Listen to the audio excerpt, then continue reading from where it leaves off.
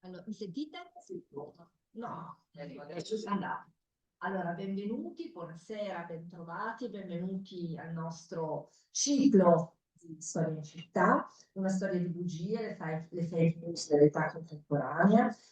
Questa sera abbiamo con noi la professoressa Tulia Catalan, che è docente di storia contemporanea e di storia dell'ebraismo al Dipartimento di Scienze Umanistiche dell'Università di Trieste e che questa sera ci parlerà dei protocolli dei savi anziani di Sion e del loro contributo alla diffusione dell'antisemitismo dal Novecento a oggi.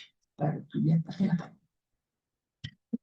Buonasera, sì, si sente. Buonasera a tutti e a tutte, grazie all'Istituto per l'invito. È una bella sfida, in un'ora parlare di uno dei grandi falsi e diciamo di quelli che possiamo definire proprio uno dei manuali imperdibili per ogni neonazista e ogni neofascista oggi, cioè è uno dei più noti e diffusi falsi della storia contemporanea e nonostante ciò continua ad avere una grande fortuna.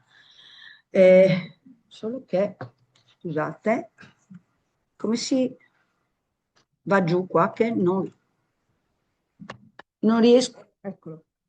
Allora, è andato sulle 2, no? Devo tornare indietro, però devo capire.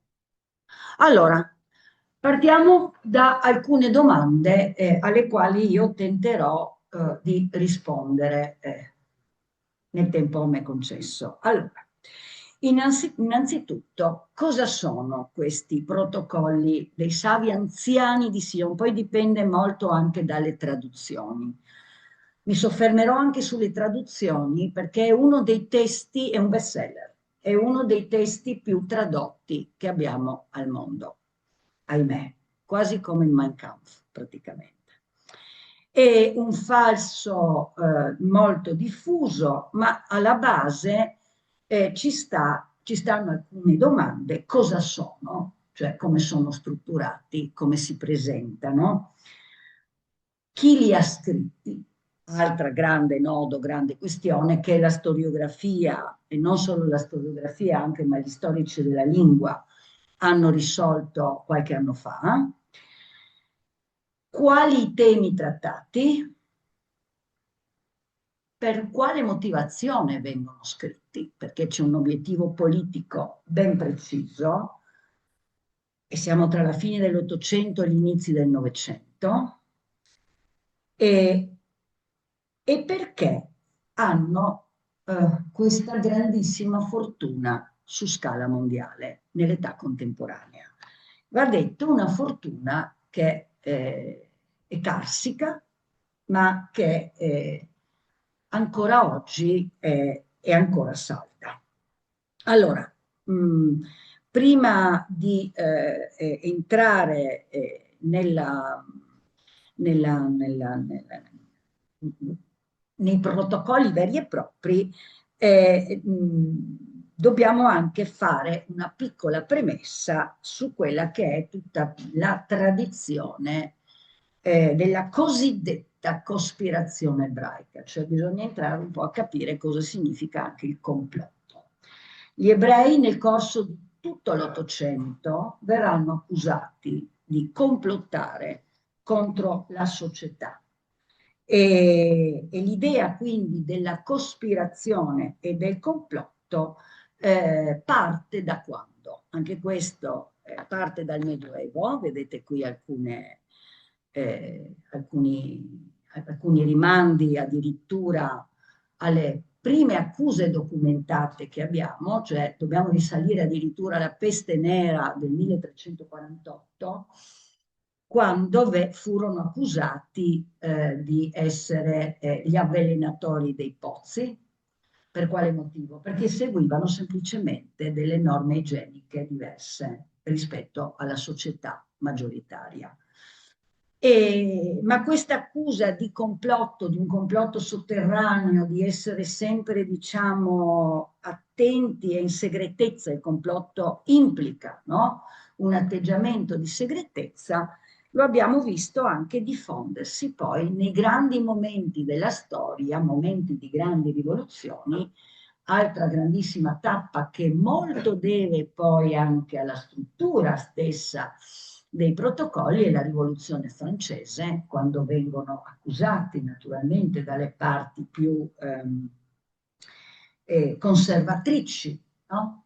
Della società di essere praticamente addirittura i responsabili e i promotori in segreto della rivoluzione francese e poi di complottare contro la società anche dal punto di vista religioso attraverso tutta una serie di atti, anche blasfemi, come la profanazione dell'ostia, l'omicidio rituale e quant'altro. Adesso non posso entrare purtroppo, ci vorrebbe una lezione per ognuna di queste accuse, ma noi troviamo questa accusa agli ebrei di complottare contro la società maggioritaria cristiana già dal Medioevo in poi e poi con l'andare dei secoli arriviamo all'età contemporanea e qui le accuse però iniziano a trasformarsi.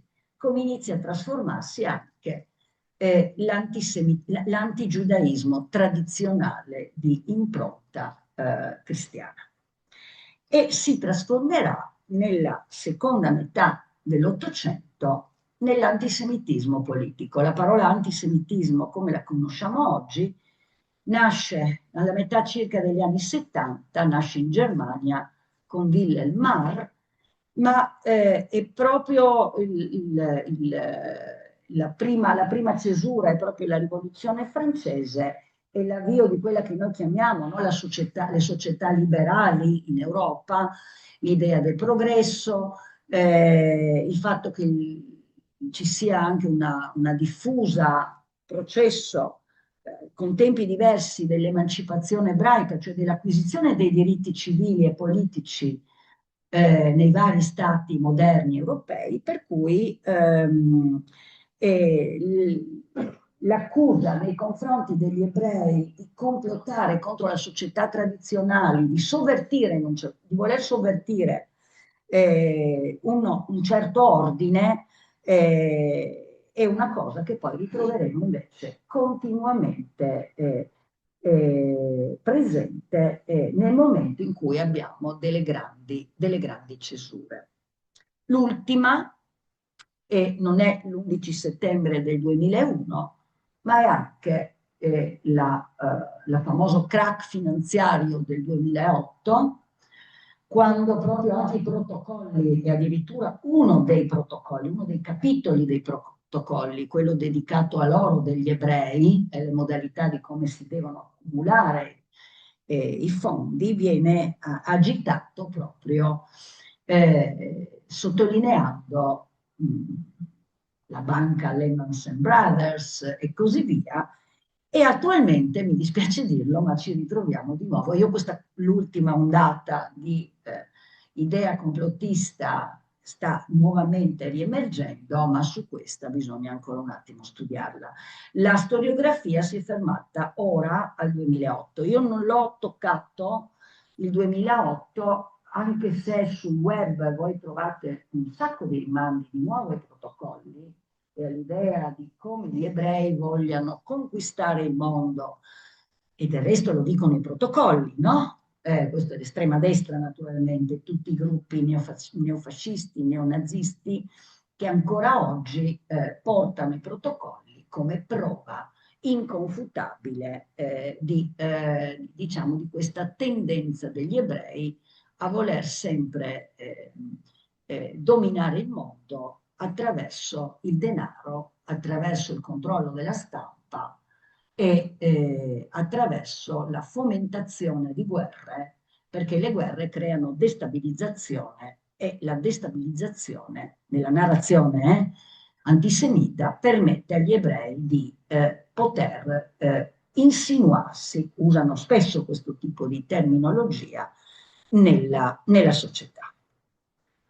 Allora, è chiaro che nel tempo noi cosa ci troviamo di fronte? Eh, Bisogna un po' definire, appunto, poi c'è un sacco di storiografia sulla questione del complotto. Per quanto riguarda l'Italia, rimando a un bellissimo testo di Francesco Germinario dedicato proprio all'idea del complotto, che significa ispirazione in un luogo segreto, quindi la segretezza, che è proprio uno dei marchi dei protocolli, è fondamentale.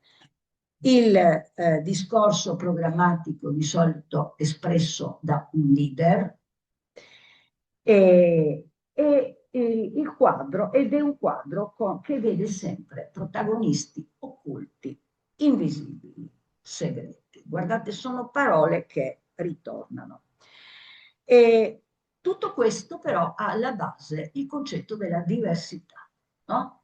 Cioè il fatto che in questi momenti di congiuntura gli ebrei vengono visti come l'altro, no? E sarà proprio tra la fine dell'Ottocento e l'inizio del Novecento, quando ormai si attestano in Europa le idee razziste, che sono sorte già dalla fine del Settecento, adesso non posso farvi la storia del razzismo, e che questo concetto del fatto che gli ebrei sono una razza a parte, inassimilabile, questo poi verrà ribadito dalle leggi razziali italiane, dalle leggi razziali tedesche, ma li farà comunque vedere con sospetto un po' ovunque, non esiste un luogo sicuro, da vari settori della società europea dell'epoca.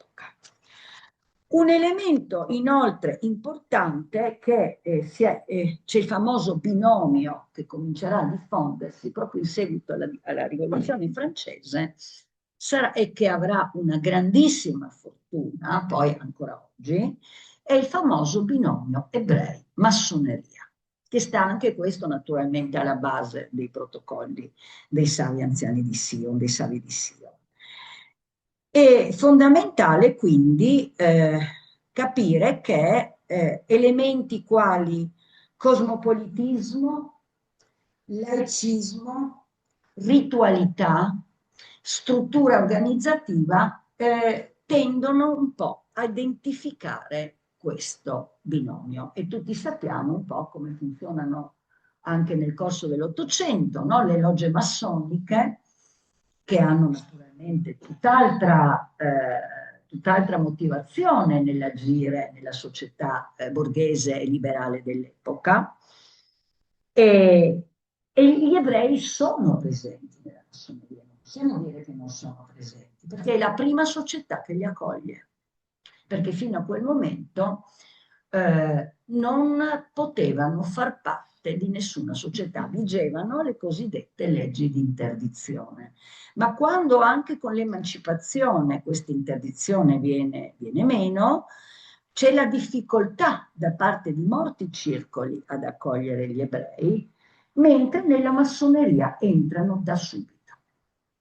E quindi noi in tutta Europa avremo una significativa presenza di ebrei nella massoneria, anche in Italia, no? Se noi guardiamo da chi era composto il Grande Oriente sia negli anni del Risorgimento, sia nel periodo successivo, perlomeno fino alla Prima Guerra Mondiale, siamo nel periodo proprio dei protocolli, e vediamo che moltissimi, tra l'altro moltissimi triestini da questo punto di vista, erano addirittura grandi maestri oppure facevano parte della massoneria, della quale però faceva parte Garibaldi stesso, sono cose che di solito non si dicono, e c'è tutto il dibattito sulla filiazione o meno di Mazzini, ma molti padri del Risorgimento erano praticamente ebrei.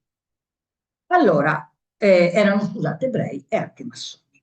Allora, questa saldatura importantissima che avvenne proprio durante la rivoluzione francese venne poi fortemente strumentalizzata da tutto, non solo l'antisemitismo politico, che è quello che caratterizza la fine dell'Ottocento e l'inizio del Novecento, quindi non siamo ancora a quello che poi chiameremo l'antisemitismo biologico. È una fase intermedia questa, ed è una fase nella quale parte dal caso Dreyfus in Francia, dove vediamo nascere proprio l'idea dei protocolli, e vedremo che il vecchio antigiudaismo tradizionale verrà usato, verrà rimaneggiato. Siamo ormai nel periodo anche dei partiti di massa, siamo nella grande propaganda della stampa, verrà usato, rimaneggiato e verrà, diciamo, verrà usato dai partiti cristiano-sociali in Europa, soprattutto, quindi con una forte matrice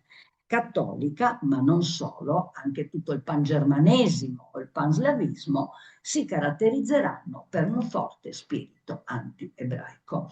E questo anti-ebraismo sarà usato per aggregare le masse, perché è un discorso di lungo periodo, è una narrazione di esclusione di lungo periodo. E non dobbiamo dimenticare in questo periodo quale ruolo ricoprono gli ebrei. Chi sono gli ebrei? Li ritroviamo nella classe liberale borghese, sono quelli che li ritroviamo veramente nella stampa liberale, nelle libere professioni, in tutto quello che potremmo definire la modernità che sta andando contro la tradizione. Questa è la caratteristica, diciamo, di questo antisemitismo di cambiamento, che quindi si sostituirà a quello che è l'antigiudaismo tradizionale e che poi, come vedremo, agli inizi del Novecento e via via poi durante i totalitarismi si trasformerà con forza in un antisemitismo molto diverso, caratterizzato invece col concetto di appartenenza del sangue, quello che tutti noi conosciamo meglio di tutti gli altri antisemitismi, che verrà chiamato l'antisemitismo biologico. Allora, cosa succede a questo punto nel momento in cui in Francia c'è l'affaire Dreyfus? Siamo nel 1897. È un momento importante, il capitano Dreyfus viene condannato.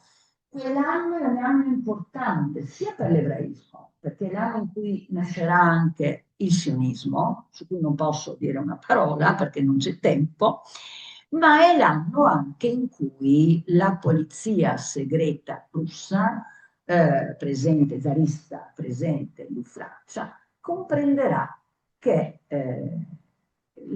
ciò che sta accadendo al capitano Dreyfus, la grande campagna di stampa che si sta avviando contro Alfred Dreyfus, può essere un bel trampolino di lancio per, diciamo, in un certo senso, formalizzare tutte queste accuse che iniziano a essere rivolte contro gli ebrei.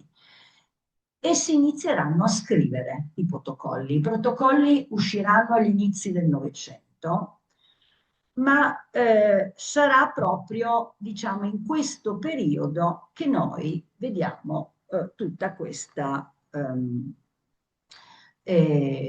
tutto questo primo, diciamo, ripensamento, e perché nella Russia zarista? Anche altra domanda che dobbiamo porci. Perché uno degli imperi più antisemiti che ci siano in Europa in quel momento.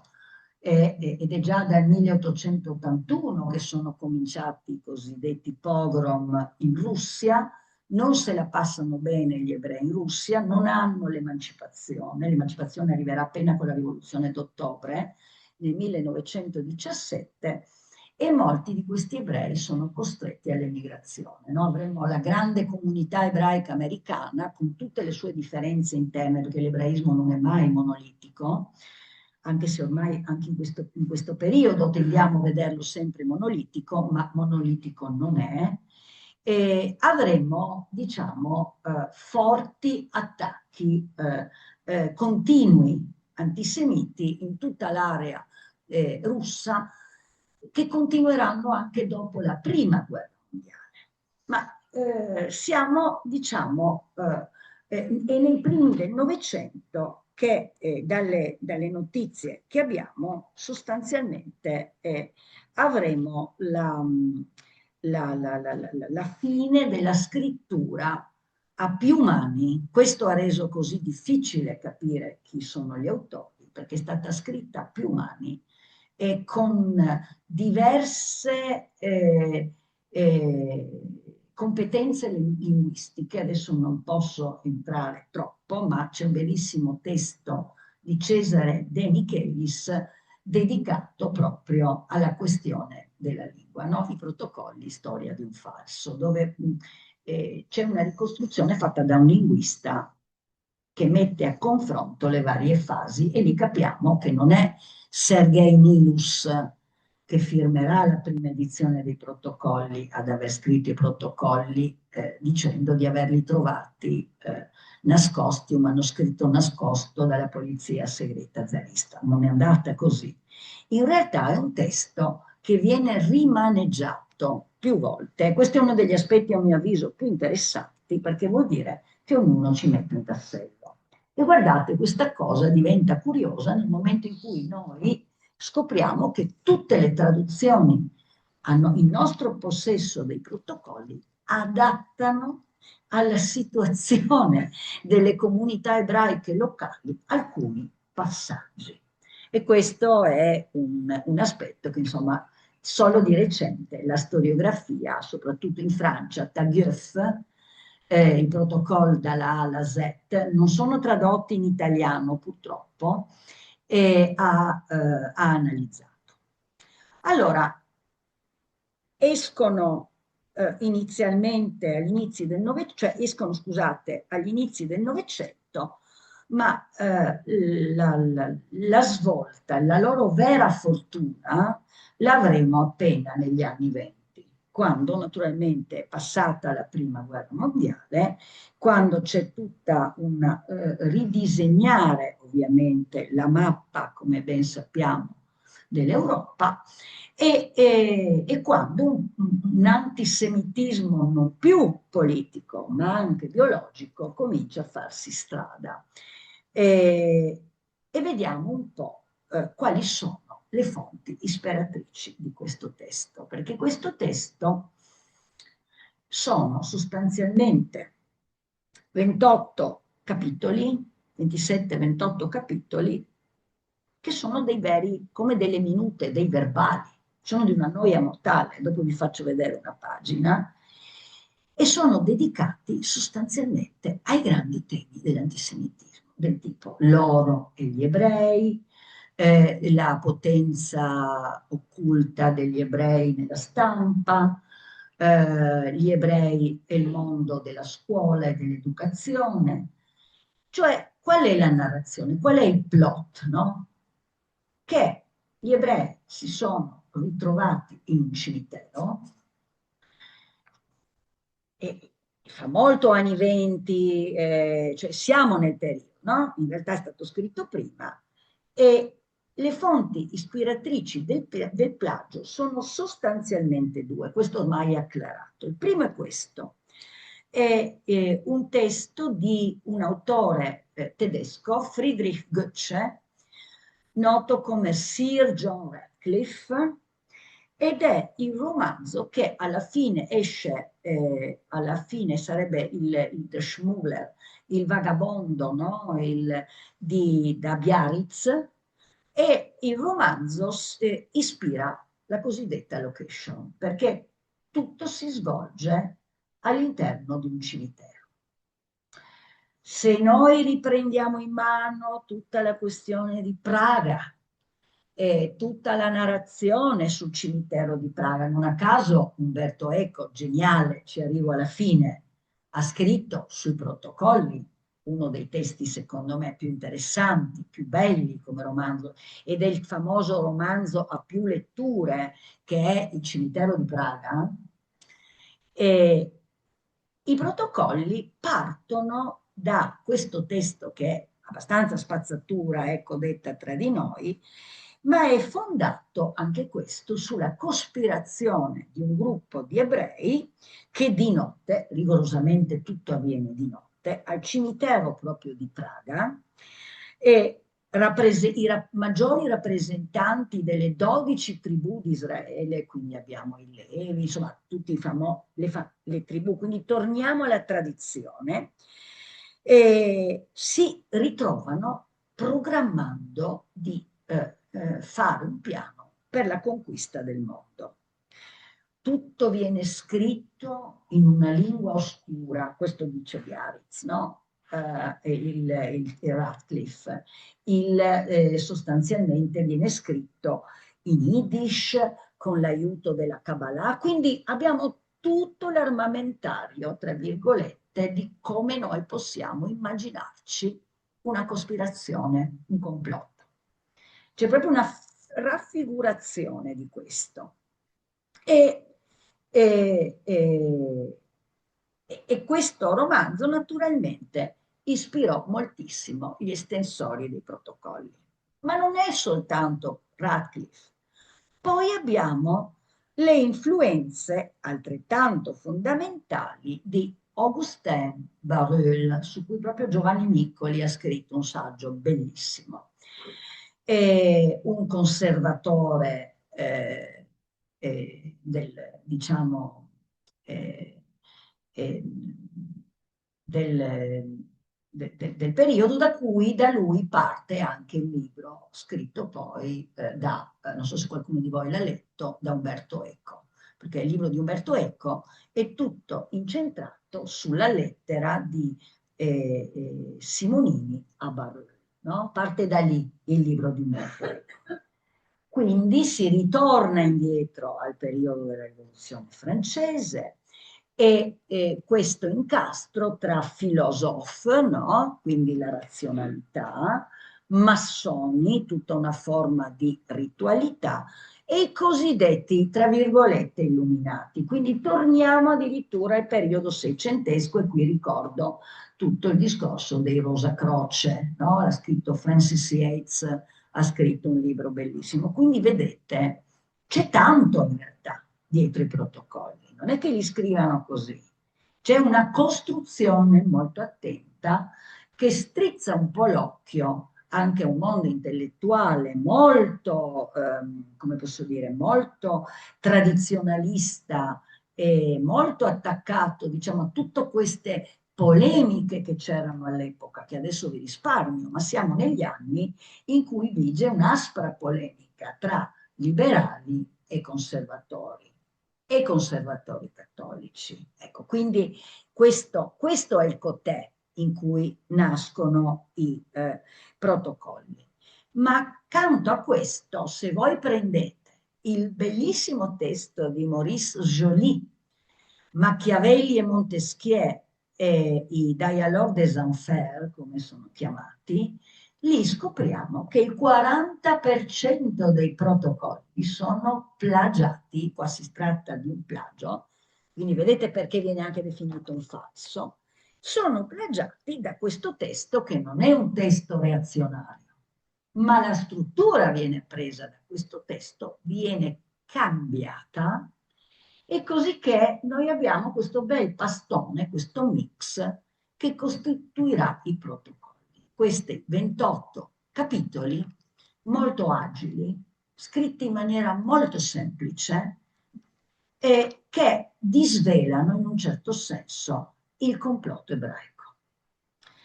Sono, come posso dire, avvicinabili da tutti, anche da persone, e qua sta la loro grande fortuna, che non hanno una cultura, perché sfido chiunque abbia letto, diciamo, i giovani neonazisti o meno giovani, sappiano cosa sta dietro tutti i protocolli. Questo naturalmente lo dobbiamo agli storici, ai linguisti e così via. Cioè, noi oggi siamo in grado, no? Grazie al primo libro di Norman Cohn, I protocolli, storia di un falso, siamo arrivati oggi all'ultimo libro che è quello di Benz e anche Valentina Pisanti, che addirittura da semiologa hanno studiato i protocolli, che sono un testo affascinante, non per i contenuti, Ma è un testo affascinante perché uno si chiede ma com'è possibile che questa pacottiglia abbia avuto tanto successo, no?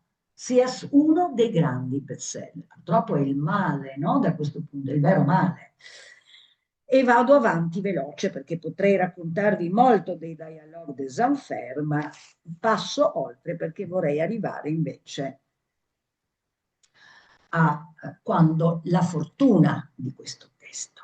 Editi quindi nel 1905, questo è Sergei Nilus, abbastanza inquietante di per sé stesso, sono 24, scusate, e sono dei verbali, come già vi dicevo. Questo è un esempio di protocollo, adesso io non riesco a ingrandire, purtroppo. Ecco, tra l'altro erano uno dei testi proibiti, per esempio in Germania i protocolli fanno parte di quei testi colpiti dalla censura, no? E in Italia no, quindi voi li potete trovare. È veramente, adesso vi parlerò un po' anche dell'edizione italiana dei protocolli. Allora, ad un certo punto vediamo come fanno fortuna. Vengono pubblicati in russo, a puntate inizialmente. E poi però dagli anni 20, dopo la prima guerra mondiale, iniziano ad essere tradotti. E si comincerà a parlare, sapete anche di cosa? Del complotto massonico, giudaico e bolscevico. Quindi abbiamo la triade che non sta insieme, come ben potete immaginare, no? Ma abbiamo questa triade perfetta che noi ritroveremo in tutte le accuse antisemite. I protocolli caratterizzano anche larghe, i contenuti dei protocolli e citazioni ampie dei protocolli, noi le ritroviamo anche nei testi, nel Mein Kampf, per esempio, che quello sì è ancora più noia da leggere, ma andrebbe letto da chi studia queste cose, perché si capiscono tante cose leggendo il Mein Kampf. Consiglio, se lo volete leggere, edizioni Caos Manifesto in Italia, con un meraviglioso commento di Galli, ma ci sono continui rimandi, continue influenze. Lui cita il protocollo 12, il protocollo 13, no? Riprende in mano e gli serve a suffragare, questo parlò Adolf Hitler, a suffragare proprio le sue idee antisemite. Quindi abbiamo il grande binomio, no? Mein Kampf e i protocolli, che ancora oggi sappiamo costituire l'ABC per ogni persona che fa dell'antisemitismo politico, razzista, la sua bandiera. No? Il neonazismo, tutti i giovani neonazisti leggono e citano continuamente, anche in alcuni slogan, parti intere dei protocolli. È più facile citare i protocolli che citare il Mein Kampf, perché il Mein Kampf è un po', non è che avesse proprio questa grande scrittura Adolf Hitler, per cui sono anche di lettura e sono molto arzigogolati anche da un certo punto di vista. Allora, le fasi chiave che noi troviamo: la stampa, l'educazione, la finanza, la povertà, l'aizzamento alle rivoluzioni per distruggere il potere costituito, l'esaltazione delle masse, l'autolegittimazione degli ebrei come popolo eletto. Su questo potremo discutere e fare anche un'altra lezione. Nascono e si diffondono in Europa e la cosa che Sergei Nilo, scusate, mi sono dimenticata di dirvelo, faceva parte della destra radicale russa e li pubblicò proprio in un suo libro e poi anche su alcuni giornali. E lui inizia il testo di Nilus, i primi protocolli, proprio quelli tradotti inizialmente negli anni '20, una parte che poi viene tagliata, quando Nilus dice li ho trovati in un luogo oscuro, cioè anche il ritrovamento dei protocolli viene ammantato, no? Di un aspetto abbastanza cospirativo. E, ma chiaramente la data chiave è il 1917, che darà proprio l'avvio alla diffusione, anche fuori dalla Russia, dei protocolli. Da parte di chi? Proviamo a indovinare da parte di chi? Degli anti-bolscevichi. E quindi verranno tradotti in tedesco alla fine della Prima Guerra Mondiale, siamo nel 1920, e nel 1923 erano già state fatte 8 edizioni. In italiano ci pensa Preziosi, che sulla vita italiana proprio pubblicherà puntate i protocolli ed è la prima edizione italiana che noi abbiamo di protocolli. Nel 1929 in Germania i diritti vengono acquistati dal Partito Nazionalsocialista e nel 1933, quando Hitler vince le elezioni e diventa cancelliere del Reich, il testo raggiunge la 33esima edizione in Germania. E perché così? Tanta fortuna. Guardate che contribuì moltissimo anche a questa trasformazione dell'antisemitismo, peraltro già presente in Germania, ma non a questo livello, non così. Nel 20 non abbiamo una Germania con l'antisemitismo che poi avremo negli anni 30, e perché rispose a molti bisogni, no? Intanto i protocolli permettevano di individuare molto così, anche a livello popolare, facilmente un nemico per la grande sconfitta subita dai tedeschi nella Prima Guerra Mondiale. E rappresentava anche la perfetta costruzione di un nemico interno, quello di cui i tedeschi avevano bisogno, in un certo senso per avere anche ulteriori motivazioni di aggregazione attorno a un nemico comune. E era una soluzione per uscire da un lato dai problemi della Germania. Adesso non posso farvi la storia della Germania, ma sappiamo bene che era in ginocchio, no? In questo periodo i danni di guerra, il trattamento, diciamo, durissimo inferto nonostante il tentativo di Wilson di addolcire in un certo i danni, ma il pagamento dei danni ciò non avvenne. E quindi ci ritroviamo con la nascita del nazionalsocialismo e con Hitler, che immediatamente comprende che può farne largo uso. Scriverà Mein Kampf all'inizio degli anni '20, come sappiamo, e avremo quindi una ripresa importante di questo testo. In Italia questa prima edizione non ebbe una larghissima diffusione, però servì ad aggregare l'antisemitismo italiano, che non è che non ci fosse, c'era un antisemitismo italiano, c'era un antisemitismo cattolico, ancora di matrice intransigente, il mondo cattolico era molto diversificato al suo interno, ma raccoglie anche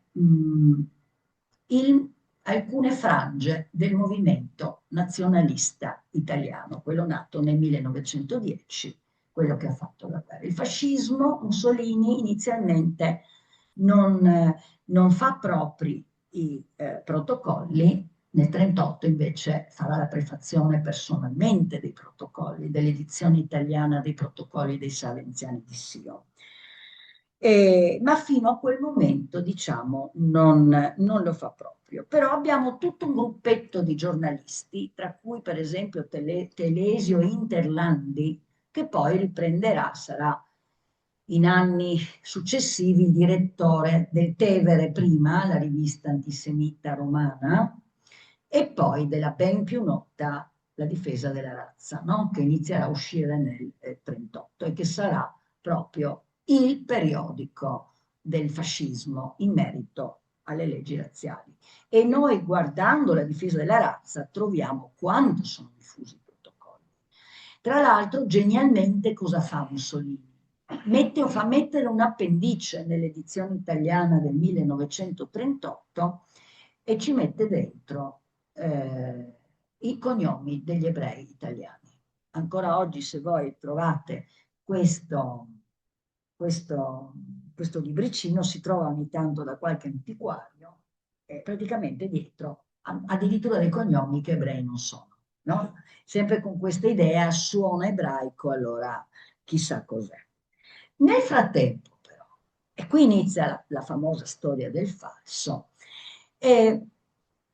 non tutti stanno zitti a questa diffusione dei protocolli. Abbiamo due casi importanti di lotta contro i protocolli.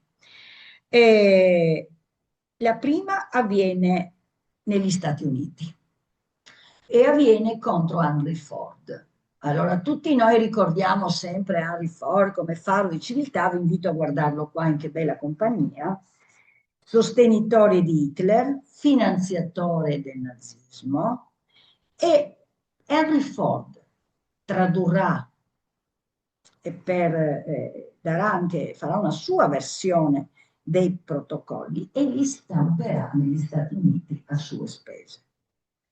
E Henry Ford scrive anche The International Jew, The World's Foremost Problem, ben 4 volumi scritti in 6 lingue.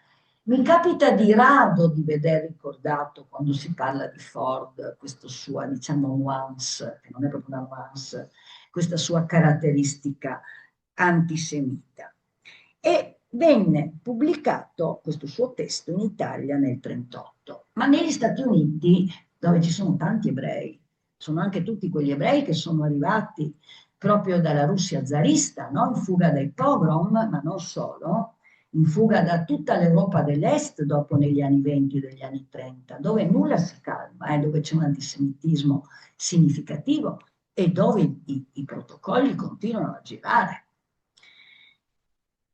Henry Ford viene bloccato proprio dal governo e viene praticamente costretto a ritirare dal mercato tutte le copie dei protocolli. Un altro, diciamo, tentativo di frenare questa fortuna dei protocolli verrà fatta dagli svizzeri nel famoso processo di Berna degli anni 30. Ed è lì che tutto si gioca sull'accusa ai protocolli vera di essere un falso. Cioè non è vero che gli ebrei si trovano nel cimitero di Praga a complottare, no? contro tutto il resto del mondo. Ed è proprio l'ebraismo svizzero nel 1933, le date sono date significative come vedete, che si occupò che il Tribunale di Berna giudicasse i protocolli in falso e che quindi condannasse questo tipo di distribuzione. E qui abbiamo la prima, diciamo, un primo grande dibattito molto importante dove abbiamo parecchie perizie che cominciano a dimostrare che sono scritti da più mani e si tira fuori il plagio di Rolè.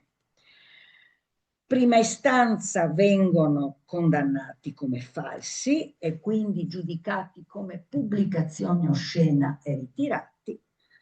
Nel 1937 invece un altro tribunale centrale di Berna cassò il processo. Siamo in altri anni, sappiamo bene che siamo in anni più problematici da questo punto di vista. Qui vedete un esempio. Il processo da parte degli ebrei svizzeri fu perso per quello che venne definito un vizio di forma. Ma nel frattempo avevano cominciato ad essere diffusi ovunque. Nel 1924 vengono tradotti in giapponese. e praticamente privo di ebrei come paese all'epoca, no? Quindi vedete che qui abbiamo anche l'ebreo immaginato, il nemico immaginato, però possiamo anche pensare che da un lato c'è naturalmente il rapporto tra il Giappone, la Germania e l'Italia, ma questo avviene ben prima, avviene nel 24, ma avviene, diciamo, perché hanno una grande forza ed è una forza nella scrittura, nella modalità molto semplice con cui sono composti, che permetterà sostanzialmente di diffonderli facilmente e di aiutare, diciamo, chi vuole usarli strumentalmente a definire un nemico interno da combattere. Quindi sono uno strumento di azione politica, ancora oggi. Tanti, anche di recente, intellettuali, prima vi ho citato Umberto Eco, e hanno voluto affrontare il tema e metterlo in discussione. Persino la graphic noto, Will Eisner, potete immaginare, disegna questa bellissima graphic novel dedicata ai protocolli ed è interessante, vorrei ricordare qua la prefazione di Eisner, perché no? Negli anni centinaia di libri e di rigorosi articoli accademici hanno rivelato l'infamia dei protocolli. Questi studi, tuttavia, sono scritti per lo più da accademici e qui lui ha perfettamente ragione, perché noi abbiamo solo studi accademici fino a questo momento e pensati per essere letti da studiosi e da persone, attenzione, convinte già in partenza della falsità del libro. Per tutta la mia carriera ho sempre raccontato storie usando l'arte del fumetto. Ora che quest'arte è universalmente accettata anche nell'ambito della letteratura popolare, si presenta l'opportunità di contrastare questa propaganda con un linguaggio più accessibile. Questo è tradotto in italiano, se vi capita, è un bel modo, per esempio, anche a scuola per affrontare la questione dei protocolli. E vi è stato inoltre un ampio dibattito sull'utilità o meno di un fumetto. Potete immaginare, vi risparmio, non posso entrare neanche su questo. E pensate che Benz, che ha scritto questo piccolo libricino che consiglio a chi voglia avere un approccio in italiano su tutta la storia della fortuna dei protocolli, che si chiama I protocolli, e Benz ci ricorda che nel 2019 smanettando su Google, no? E in internet, alla parola protocolli dei savi anziani di Sion abbiamo ben 572.000 risultati. E nel 2006, quindi molto prima, erano circa la metà. Questo ci dà anche un'idea della fortuna di questo testo. In Italia erano 50.000, oggi sono più di 130.000. Quindi si sta diffondendo. Ora sono molti di più, da un anno a questa parte circa. Se poi andiamo a vedere i siti negazionisti e quelli esoterici, o i siti fondamentalisti cattolici che esistono, e di propaganda islamica, tipo Radio Islam, e su questo sia Benz e anche Valentina Pisanti, che ha scritto una bella parte dedicata ai protocolli, e quello che noi ci rendiamo conto è che trovano molto spazio nella matrice fondamentalista, non in tutto l'Islam ovviamente, ma molto nel fondamentalismo. Sono tutti naturalmente usati in funzione anti-israeliana e anti-sionista. Radio Islam, qua sto parlando prima del conflitto attuale, questi dati che ho io sono dati prima del conflitto. Radio Islam in primis, che sapete Radio Islam ha la sede a Stoccolma, già dal 1996 ha spesso dedicato al tema dei protocolli delle puntate e il sito anche per questo motivo nel 2015 è stato sequestrato in Italia per incitazione al razzismo e all'antisemitismo. Abbiamo poi il movimento di resistenza islamico di Hamas, che nella carta del movimento, che vi invito a leggere perché è disponibile anche sui siti, riprende in più parti i miti del complotto ebraico dai protocolli dei savi anziani di Sion. E andate a vedervi soprattutto l'articolo 22 e l'articolo 32. Poi abbiamo altri paesi, Malesia, India, Siria, Egitto, Russia, soprattutto la parte del Pamiat, Iran. Gli stereotipi che noi abbiamo all'interno dei protocolli vengono spesso usati come fonte autentica. Questo lo dice bene anche Taguieff nel suo testo, purtroppo mai tradotto neanche in inglese, solo in francese, i protocolli dalla A alla Z.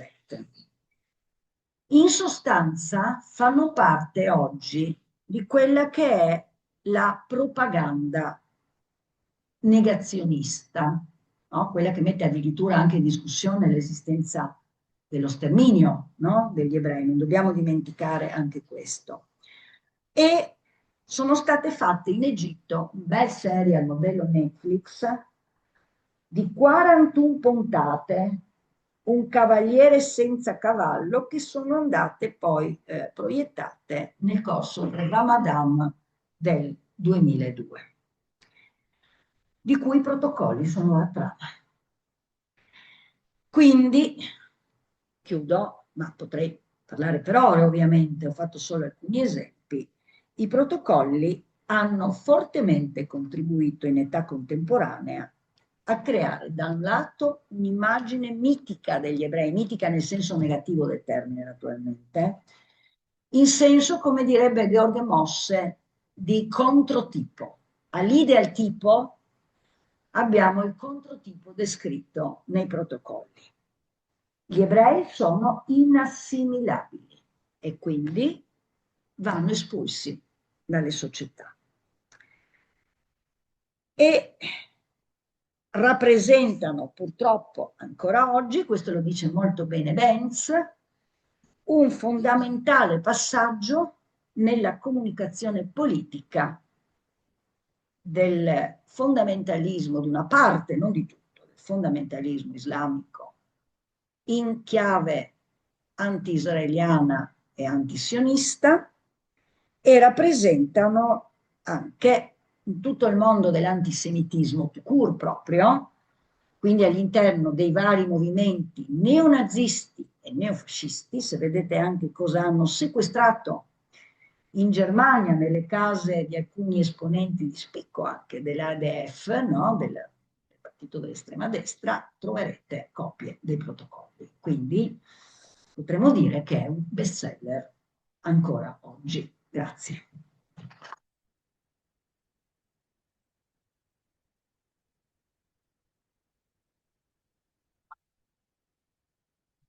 Ringrazio la professoressa Carla, grazie per questo interessantissimo intervento. Ci sono domande? La signora.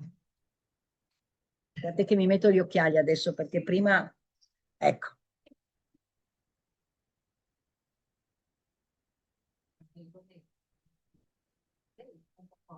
Nella Russia post-zarista, quindi post 1917, in particolare nel 1917, negli anni 30. Allora, non tanta in quel periodo, perché naturalmente è con il 17 e con, proprio in quella fase, nonostante ci sia un antisemitismo staliniano accertato, e questo lo sappiamo tutti, ma non attinge dai protocolli, il partito. Non sappiamo, la gente naturalmente aveva letto i protocolli che erano benché diffusi e quindi questo, sempre De Michelis, a cui ho fatto cenno prima, ha scritto poi un altro testo, ne ha scritti due. Uno è proprio sui protocolli, proprio sull'analisi linguistica, dove vediamo che ci sono più mani. Ma il secondo libro che ha scritto è sulla giudeofobia in Russia. Altro bellissimo testo che io consiglio. Io penso, ma questo è un parere personale, le lo dico, bisognerebbe andare a riprendere in mano i testi di Antonella Salomoni, che ha letto, so che ce l'avrete qua la prossima settimana, lei è una fine studiosa anche dell'antisemitismo russo e penso che meglio di me può rispondere a questo. E sicuramente circolavano, ma circolavano anche in questo caso clandestinamente. Ecco, diciamo che sono un testo che circola molto di più tra chi è ostile a tutto, a Stalin, agli Lenin, cioè circolano tra, non i bolscevichi, ma tra i menscevichi. E circoleranno moltissimo tra tutti i russi esuli in Europa. Questo sì, circola molto nell'Europa dell'Est invece. Ucraina, Polonia, Romania,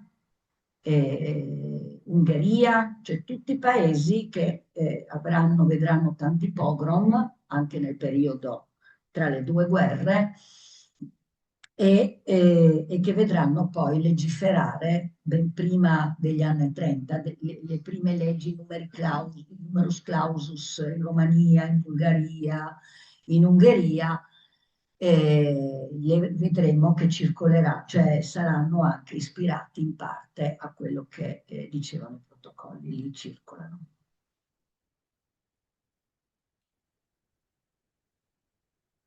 Raul.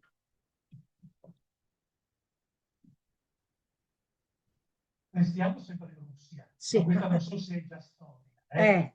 Oggi che c'è qualche piccola tensione tra Russia, Ucraina e Zelensky ebrei. Ecco, questo tema dell'antisemitismo, sì. Se e come emerge, che legame c'è, se c'è con i protocolli.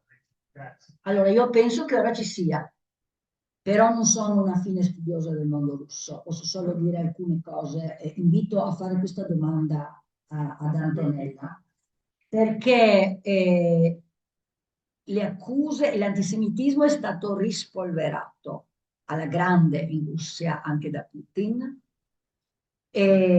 ma usato in maniera, è un uso strumentale politico in questo caso,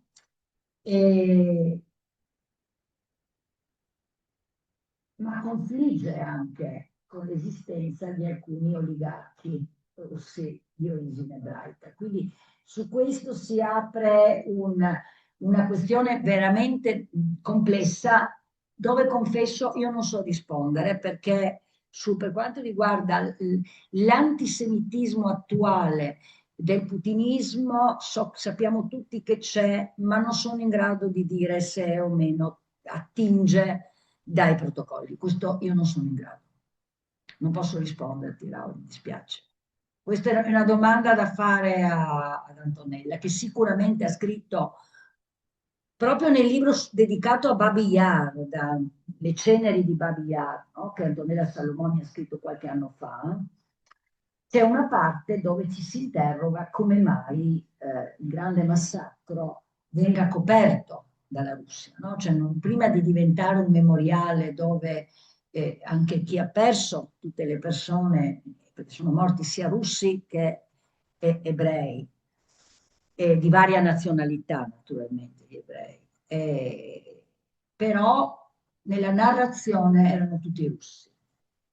E lei lo dice, nel momento in cui anche le varie comunità ebraiche chiedono cioè, di distinguere anche gli oltre 35.000, se non sbaglio, morti ebrei di Babi Yar, una delle più grandi stragi che avviene in 72 ore circa, e lì c'è tutto uno scontro feroce con Mosca. Ecco, quindi, però, se su questo abbia influito o meno oggi un recupero, un rispolvero di protocolli, su questo non so rispondere.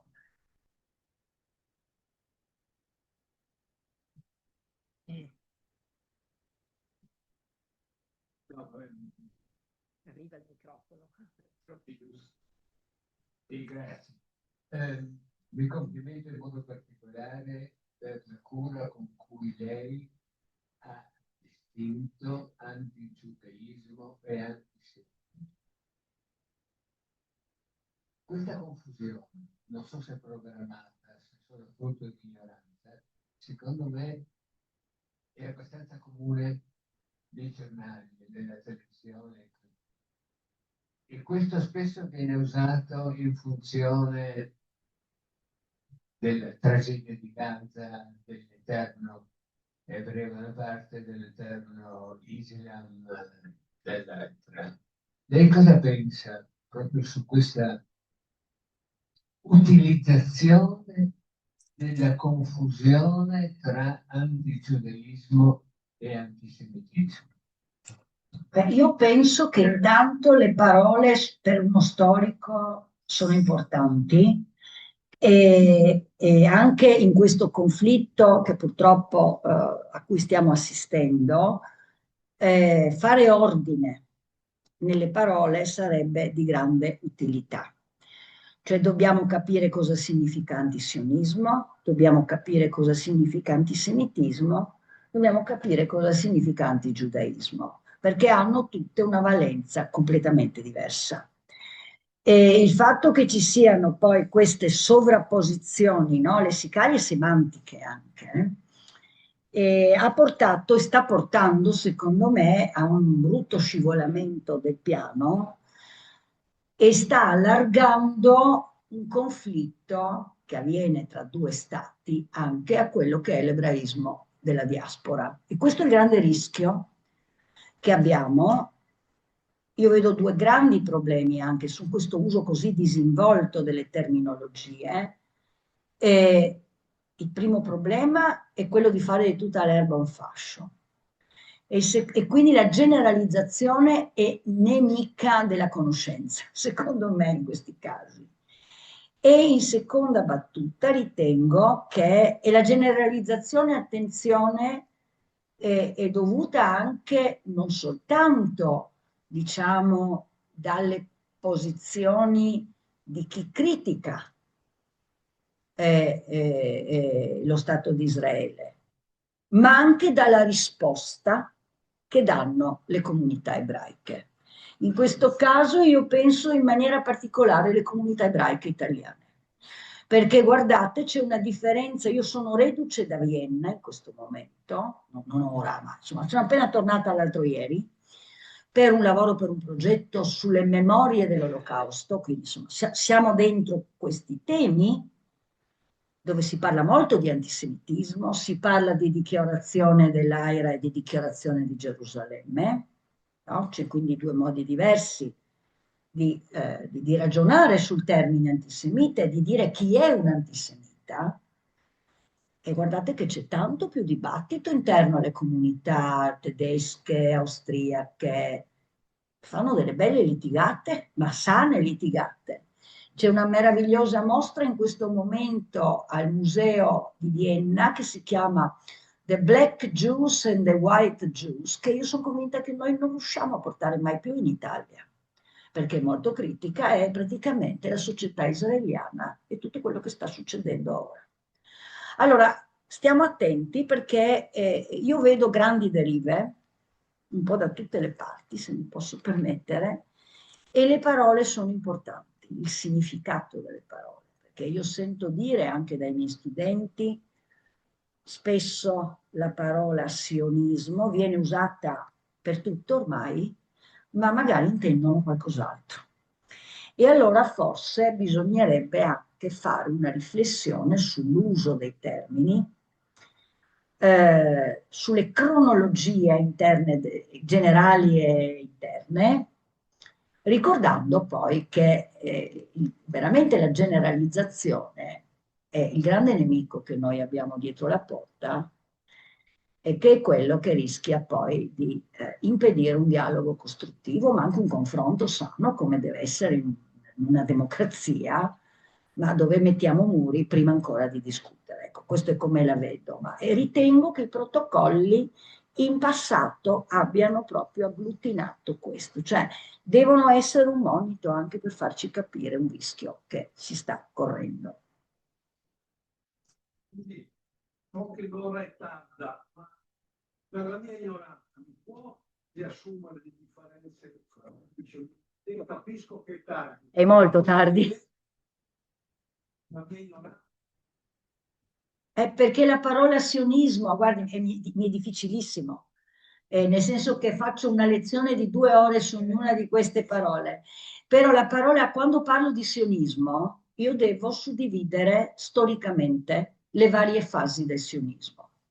Quelle pre-creazione dello Stato di Israele, cioè come nasce l'idea di creare uno Stato di Israele, uno Stato per gli ebrei, che non si chiama ancora Israele, attenzione, e che non è ancora la Palestina.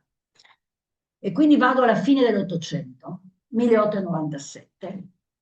Poi un'altra fase importantissima, che è quella dopo il 1917, dove con la dichiarazione Balfour, sostanzialmente, il sionismo acquisisce un riconoscimento politico e diplomatico da parte di una grande potenza. Siamo durante la Prima Guerra Mondiale, una grande potenza che vuole avere e ha degli obiettivi molto importanti, no? Nei confronti di quella che è tutta l'area del Medio Oriente, qui vicino, esperta proprio, e quindi comincia a cambiare il significato del termine sionismo, perché prima c'è un ampio dibattito, passano 8 anni prima che si identifichi un territorio, e poi naturalmente la grande svolta avviene con la Shoah. Avviene con la Shoah che creerà nelle grandi potenze e soprattutto negli alleati, nelle potenze alleate, e questo l'ha scritto bene Amerov in un bellissimo libro perché gli altri sapevano, ma ce ne sono tanti, c'è tanta storiografia su questo. Abbiamo un'altra fase importante che è quella in cui viene creato lo Stato di Israele, ma il mito fondativo dello Stato, che prima si basava su quella che era l'idea herzliana politica dello Stato, uno Stato che si basa inizialmente su uomini e donne che provengono dal Bund, cioè dai socialisti russi, che emigrano in Israele con un'idea collettivistica, il kibbutz nasce così per esempio, con la creazione nel 1948 dello Stato cambierà molto, cambieranno anche gli equilibri politici e ci sarà lì la grande discussione. E quindi anche il mito fondativo non è più il mito originario, ma avremo il mito di uno Stato che si fonda anche su quello che è stato lo sterminio e le colpe, no? Di tutta Europa. Da un lato, e questo, guardate, c'è un libro bellissimo di Zertal, che ha scritto moltissimo, ma poi anche Sternel ha scritto su questo tema. C'è tutta una nuova storiografia israeliana, perché se noi non capiamo qual è l'autopercezione e l'autolegittimazione, poi le guerre arabo-israeliane, cioè parlo della prima fase, cambieranno ulteriormente di nuovo il significato del termine sionista, perché sono gli anni che è già cominciato nel 26, ma sono gli anni che vedranno poi stabilizzarsi con forza anche un'identità nazionale palestinese dall'altro lato, e quindi il termine sionista verrà visto in contrapposizione. Quindi dal primo termine, no? Sionismo di Theodor Herzl, al termine che abbiamo durante il periodo delle guerre arabo-israeliane, corre tanta acqua sotto il fiume e si trasforma. Poi oggi ha un altro significato ancora, naturalmente. E oggi Oggi dobbiamo studiarlo, lo dico subito, io non parlo di oggi perché io non voglio far cronaca, ma oggi sta assumendo dal punto di vista anche semantico nuovi significati. E c'è secondo me un overlapping, cioè una sovrapposizione di significati. E questo secondo me è l'elemento che è abbastanza inquietante, ecco, tutto qua. Non le ho risposto a tutto ovviamente perché ci vorrebbero ore, però è un termine che è dinamico, no? Ha un significato dinamico e che cambia anche quando c'è l'abbandono di Israele da parte dell'Unione Sovietica, di cui dovremo anche discutere perché prima fu un accordo. Quindi dobbiamo un po', e anche lì cambia la terminologia, cambia il modo di rapportarsi con se stessi, non è tutto uguale. E quindi anche questo termine acquisisce nuovi significati.